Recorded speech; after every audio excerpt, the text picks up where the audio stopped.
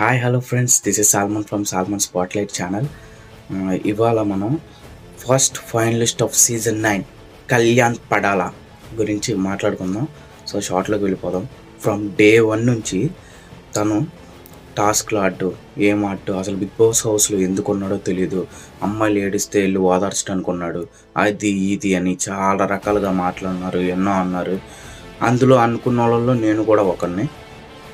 So ఎవరైతే మాట్లాడినారో, ఎవరైతే అమ్మాయిలంటే తిరుగుతున్నారో అని అన్నారో, ఫ్రమ్ 4th వీక్ 4వ వారం నుంచి అతను ఆడిన ఒక్క టాస్క్, తన లైఫ్ చేంజింగ్ ఎపిసోడ్ ఎక్కడ పడిందో తెలుసా ఫ్రెండ్స్? ఆ రీతుతో టాస్క్లో తీసేసినప్పటి నుంచి ఒక నిజమైన కళ్యాణ్ పడాలా ఫైర్ అంటే ఏంటో చూపించాడు. అక్కడి నుంచి తన గేమ్ స్టార్ట్ అయింది. నిజంగా what and inspirational journey of Kalyan పడాలా. ఎవరైతే సెలబ్రిటీలు అంటే తిరుగుతున్నాను అన్నారో, అదే సెలబ్రిటీ చేత చప్పట్లు కొట్టించుకున్న చరిత్ర అయింది. ఒక కామనర్గా వచ్చి ఒక సెలబ్రిటీ అయిన చరిత్ర అయింది. ఒక పవర్ స్టార్ అయిన చరిత్ర అయింది. ఆయన ముందు మాట్లాడాలి, ఆయన గురించి మాట్లాడాలి, ఆయన గురించి తప్పుగా మాట్లాడాలనుకుంటే నిజంగా ఒక ఇన్స్పిరేషనల్ జర్నీ ఆఫ్ కళ్యాణ్ పడాలా. మీరు ఎవరన్నా అవునన్నా కాదన్నా బిగ్ బాస్ సీజన్ 9 విన్నర్ అయ్యేది కళ్యాణ్ పడాలా. రాసి పెట్టుకోండి.